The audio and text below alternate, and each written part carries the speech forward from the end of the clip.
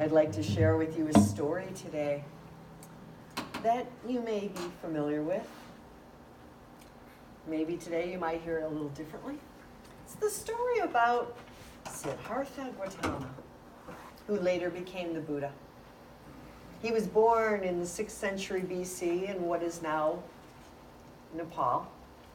His father was the king. And before Siddhartha was born, a holy man prophesied great things for Siddhartha. He would either be a great king or a military leader, or he would be a great spiritual leader. Either way, he would be great.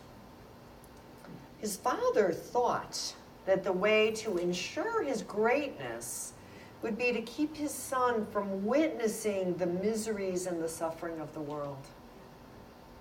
So Siddhartha was raised in opulence, in a palace built just for the boy. And if he were to leave the palace, his father made sure that the poor, the hungry, the old, the sick were well hidden and out of his sight. When he was in his late 20s, Siddhartha wanted to see what was beyond those walls without it being, he knew things were being arranged for him on some level. And he snuck outside the palace walls where he saw real life. He witnessed the old, the sick, the very poor. Things he never knew existed. He did not even realize the aging process of people. He had been that guarded and protected. And in that instant, he knew he had to leave the palace, including his wife and his son, and he had to find a way to relieve the suffering of the world. For 6 years, he lived in as an ascetic, which is a life of meditation and studying and fasting to the point of near starvation. Yet he still couldn't reach the level of awareness, of inner satisfaction, of peace, of knowing, of presence that he sought.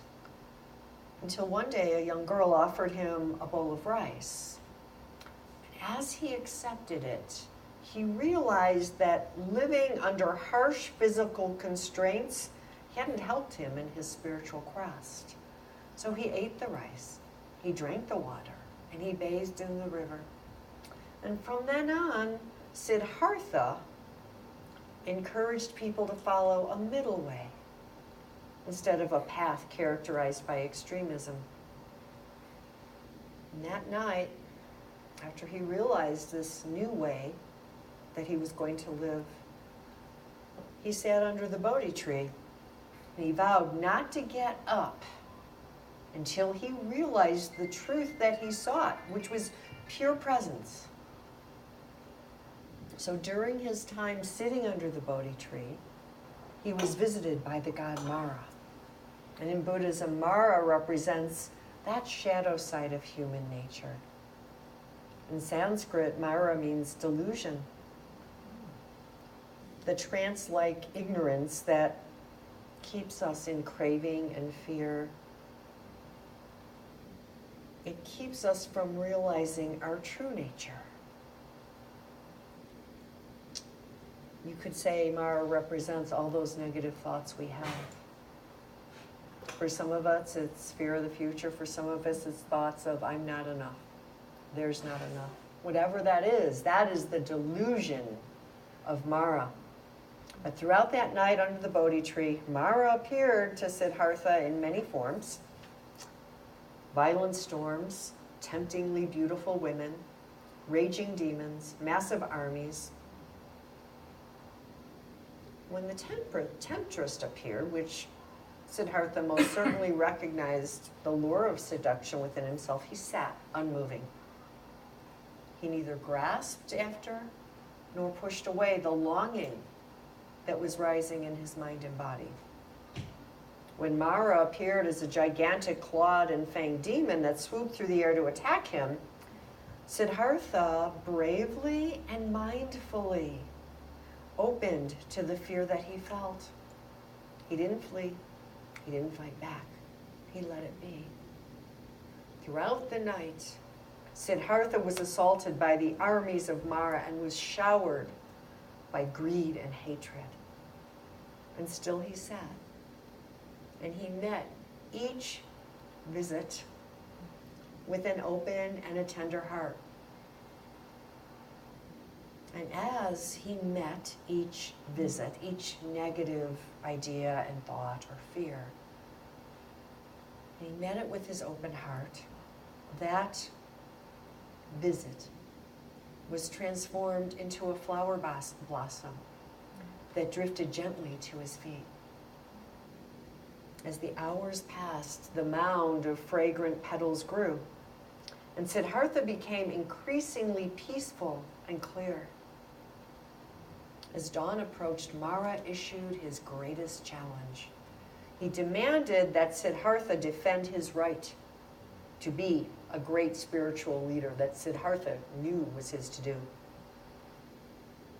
And in response, Siddhartha touched the ground and he asked the earth to bear witness to his thousands of lifetimes of compassion.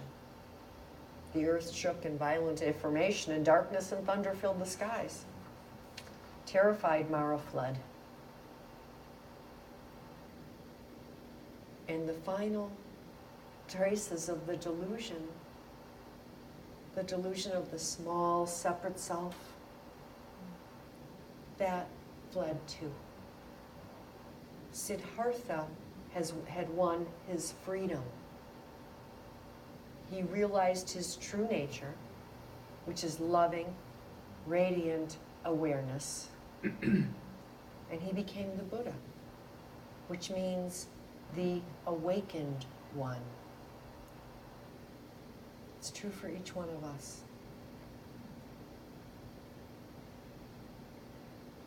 The way to know who we are, the way to enlightenment, which is really just waking up to the truth of who we are, is through being right here in life. It is through accepting the negative thoughts, the fears, all those things that can assault us. It's letting them be. But our natural tendency is to push it away, right? It doesn't feel good. We don't like to feel in fear. We don't like to feel worried. We don't like to feel there's something wrong with us. But when we, in the words of Buddhist teacher Tara Brach, if we make ourselves available to whatever life is offering us in each moment, there is God. There is presence. When we are right here, this is where enlightenment happens in real life. We're here to be the expression of God. And we do it here, and we do it with all our stuff and our messy stuff, and we let it be. We must accept ourselves. That's really the key for spiritual awakening. Accept that human part of us, because underneath it is your pure spirit.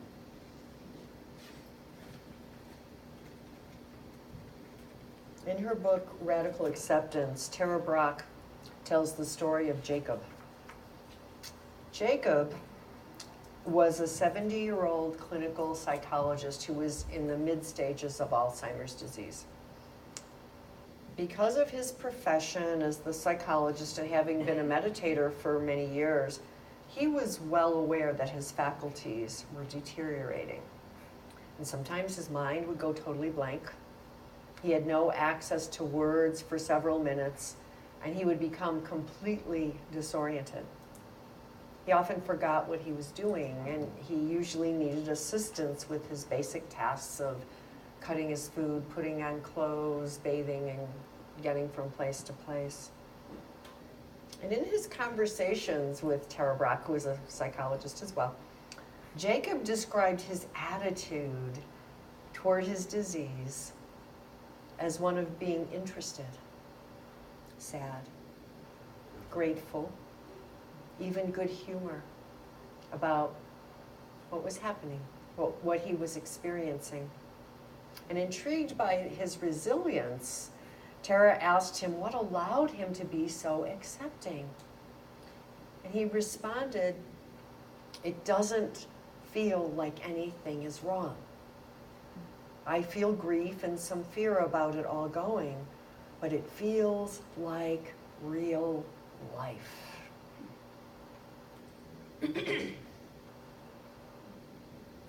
When we can live our real life with all of it, we find a resilience, we find a presence that maybe we never knew we had. But it comes with finding the courage to be with it. Jacob then told Tara about an experience he had in the early stages of his disease. Jacob had occasionally given talks about Buddhism to local groups, and he had accepted an invitation to address a gathering of over 100 meditation students. He arrived at the event early in his illness, feeling alert, and he was eager to share the teachings that he loved. Taking his seat in front of the hall, Jacob looked out at the expectant faces before him. And suddenly, he didn't know what he was supposed to say or do. He didn't know where he was or why he was there. All he knew was that his heart was pounding furiously and his mind was spinning in confusion. Putting his palms together at his heart, Jacob did the only thing he could do. He started naming out loud what was happening. Afraid, embarrassed, confused, feeling like I'm failing, powerless, shaking, sense of dying, sinking, lost. For several more minutes he sat, his head slightly bowed, continuing to name his experience. And as his body began to relax, his mind grew calmer. He also noted that to his audience. Feeling of calm, a little more relaxation, naming it, what he was feeling. At last, Jacob lifted his head. He looked slowly around at those gathered, and he apologized. But many of the students were in tears. As one put it, no one has ever taught us like this. Your presence has been the teaching. So rather than pushing away his experience and deepening his agitation around trying to push it away and figuring it out, Jacob had the courage to simply name what he was aware of. And he could just let it be. He didn't try to push away his feelings of fear and confusion. He didn't make anything wrong. That is the key. The pathway to awaken to our true self, to letting God be God in us and through us, is accepting everything as just real life. When we accept life as it is, we begin to accept ourselves. That's our ground for waking up to the divinity that is there. Does that make sense? Some of us have been taught, oh, never have a negative thought, don't feel this, all of that. How's that working for you? No. The key is acceptance. This is who you are. This is what is happening. It doesn't mean that's your true identity. It means this is what is passing through my mind right now. And so it is. We learn to name our feelings without judging them, without making them bad or wrong. We don't resist them. And maybe we even say yes to them. I'm remembering the phrase a lot of us have heard, what we resist persists. There is such a power if we can feel what we're feeling and not judge it, not make it bad or wrong, tell ourselves we shouldn't have that feeling. If we were more spiritual, I wouldn't be thinking this. No. If we allow them to come up, we see too they fade. If we resist that feeling, we're right there in the energy of that feeling, of the fear. The more we push it away, the bigger it gets. And pretty soon, we're dragging all those negative feelings right along behind us. And they show up when we really don't want them to. Right? The story of Dr. Jekyll and Mr. Hyde is exactly this. Dr. Jekyll didn't accept who he was. So what had to happen? This awful Mr. Hyde would come out. When we accept our feelings, accept who we are, we have a better, deeper access to the love, to the peace, to that person that we want to be. And we can just let the feelings, okay, there they are. The story of Jacob demonstrated the practice perfectly of when we have an upset, we name it. We notice fear, we notice anxious, we notice feeling disconnected. We name it, and then we take it one step further, and we say, yes, this too. This too. Yeah, we kind of anchor into that feeling. And there's a peace in it, and we can feel it in our bodies. This too. Knowing that that doesn't define us. It's living life as it is. I had an upset with someone close to me recently, and I didn't know what I was going to do. So I started naming fear. Then another feeling of sadness, and I would greet it with yes. This too. Feeling rejected. Yeah, this too. And then I would notice them start to kind of dissolve. And later in the day, the same feelings would start to come back, and that happens a lot to us when we are having something happen in our lives, right? We let it come up, we be with it, we sense it, and then we go about our lives, and then sometimes we get it almost feels like a punch in the stomach, right? Oh, here I am, here's fear, here's that, here's a tightness in my belly, here's my heart closing. Then we just start naming it again. Fear of the future, yes, this too. Uncertainty, this too. Yes. So what happens when we can stay with our feelings is first we see that they don't last. They rise and fall. Then we start to see they might not be as powerful as we think they are. They're not who we are. And they might not be, we don't have to live from them.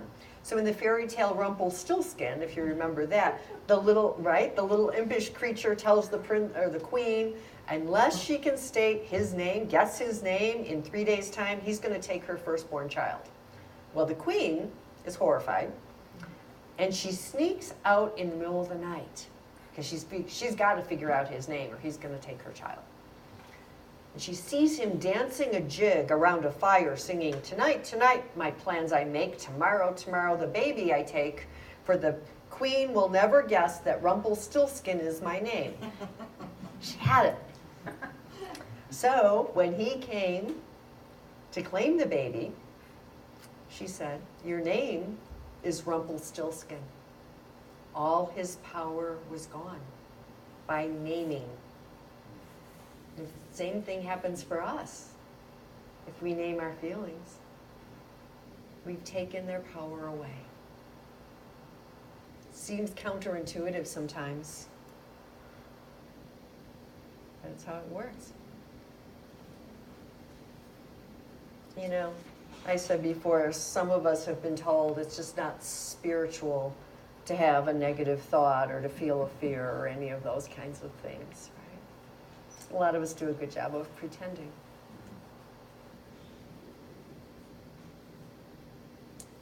And maybe when we reach a level of spiritual awareness, we won't have those thoughts and feelings. I don't know. I really don't know. But a story about the Buddha is after his enlightenment, he would still get visits from our negative thoughts. And he would greet those negative thoughts with friendliness. And there's one story where he would even invite them to tea. And he would say, "Here you are," with unconditional friendliness. Just noticing. Here you are. He was still as enlightened and as compassionate as he has always been. And we saw that same thing in Jesus in the Garden of Gethsemane. The night before the crucifixion. "Father, take this cup from me." He didn't want to go through what he knew was going to happen the next day. And I take such comfort in these stories because it tells me that even though I get scared, even though I have maybe judgment or negativity, I can still know God as Jesus knew God. Even with all that. I don't have to have a standard of perfection, and then I know God. We can know God right where we are, right on the ground, right where we stand. And that is what he meant when he said, "These things that I do, you will do and more." All he was talking about was knowing God as he knew God. And he could do that even with the human feelings that he demonstrated at different times. So the thoughts and feelings that you have aren't a measure of your spirituality or how good a spiritual student you are. Instead, just the opposite. They're an opening to God. If you let them be, if you're ready to be here. When we are present to what is, when we are in full acceptance of what is so, in that moment we see God. There's a presence there when we are here. We are here to be the expression of God on the ground. We can only be that if we are here. When we can sit and be, there is a pure presence that is right here with us, always. It is always here with us, and it is always accessible to us. When we stop striving to change our thoughts, things, change our ideas, when we stop striving not to accept who we are. In that moment, out of that presence, that energy of God, out of that comes wisdom, comes guidance, comes love. We cannot access that if we're not here. If we're too busy working our spirituality, right? Trying to think right, say that affirmation just exactly right. I was once sitting with someone who had experienced a devastating romantic breakup. And we just sat there together. And I asked her, "What are you feeling now?" And she would name it, sadness. We'd sit in silence a little longer. And I'd say, "What now?" And she would say, "Fear of being alone." And we went on, silence, and what now? What's there now? And in that simple practice, she sensed presence. It didn't take her out of the moment, but she felt the exquisiteness that life is. In that moment, there is God. So we learn to say yes to our feelings, and we learn to say yes to our life, whatever the whole messy ball of it might be. We say yes to the quality of our friendships. We say yes to our parenting, that too. We say yes to the way we look. Yeah, there's that. We say yes to our personality. Yeah, I got some stuff in my personality. I don't always like it. We say yes to our work. We say yes to our spiritual path, whatever we know brings us closer to God. But because most of us are aiming for perfection in life and everything, we spend a whole lot of time thinking our life just isn't quite right. If only I looked different. If only my kid were different. If only my job were different. There's a Zen teacher named Ed Brown who is a brilliant professional cook. But during his early days as a cook at a retreat center, he had a problem. No matter what recipes or variations in ingredients he tried, he couldn't get his biscuits to come out right. His unreachable standard, it turns out, was set years earlier when growing up, he had made and loved those Pillsbury biscuits that come in a can. So he suddenly realized his biscuits that he made himself are not right compared to what? Oh, he'd been trying to make canned Pillsbury Doughboy biscuits. Then, as he realized that, came an exquisite moment of actually tasting his biscuits without comparing them to the standard of the canned biscuits. Well, his biscuits were weedy, they were flaky, they were buttery. His biscuits were actually quite amazing. If we can say yes to our entire imperfect and messy life, there's a freedom in it. There's even a joy in it. Ed the chef says, when we stop comparing ourselves to some assumed standard of perfection, the biscuits of today, this life we are living right now can be tasted and explored and honored and appreciated fully.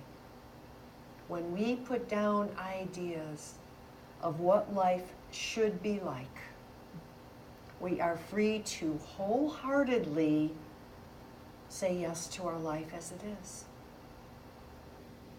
Sometimes with this teaching, people will say, what about self-improvement? Am I throwing growth out the window if I accept my life as it is? The exact opposite. We can only change things when we are willing to see where we are. That's where it begins. So we go through our days. We name our feelings as they come to us. We let them be as they are, with acceptance. We say, yes, this too. This is real life. And in that real life, we say yes to it, knowing there's a powerful presence in it all. So I'm wondering if we could do a little meditation practice with this. Would that be okay? Just a little bit? Let me get my Kindle out. Okay. And this comes from the book Tara Brach, or Radical Acceptance by Tara Brach. Let's see, I marked it, thinking we might do this. So sitting comfortably, closing your eyes, if you're comfortable, taking a few full breaths. Is there some situation or issue in your life that you are grappling with? Maybe it's an interpersonal conflict, financial pressure, or a stress at work. Whatever comes up for you, let it be. Don't change it. And ask yourself, how am I feeling about this? Bring a receptive presence to your body. Paying particular attention to your throat, your chest, your stomach. Is there a tightness, a pressure, a heat? Is there a word that describes your experience? Sad, restless, shaky, afraid. There is no need to strain, no need to run through a mental thesaurus of finding the right word. Just notice what word arises in awareness and mentally repeat it to yourself in a soft tone. Whatever the feeling is, just name it. Just name what that is.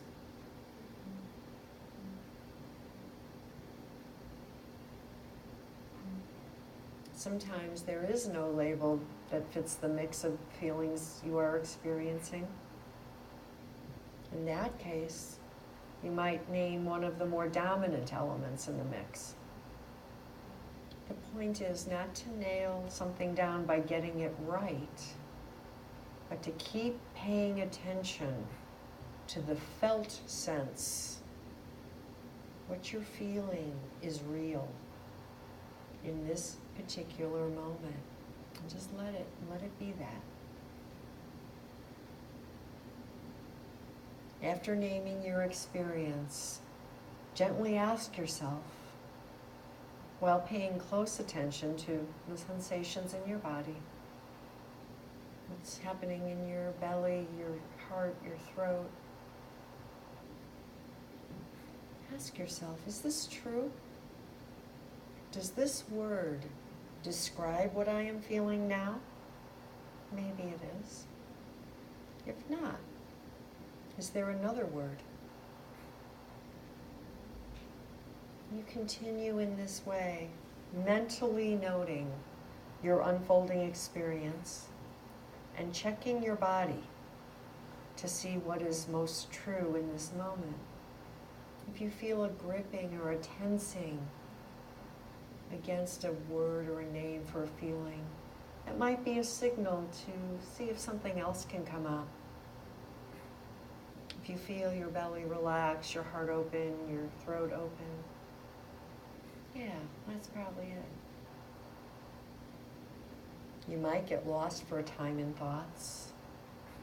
When you realize this, gently note, planning, obsessing, fantasizing. And just return your attention to your body.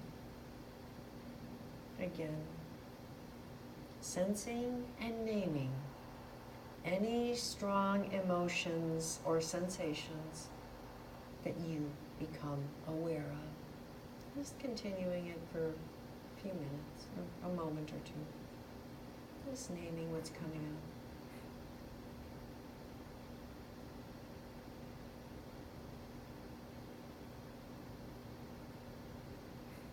And as you become ready, bring motion back to your fingers and your toes. And bring your attention back to this time and place.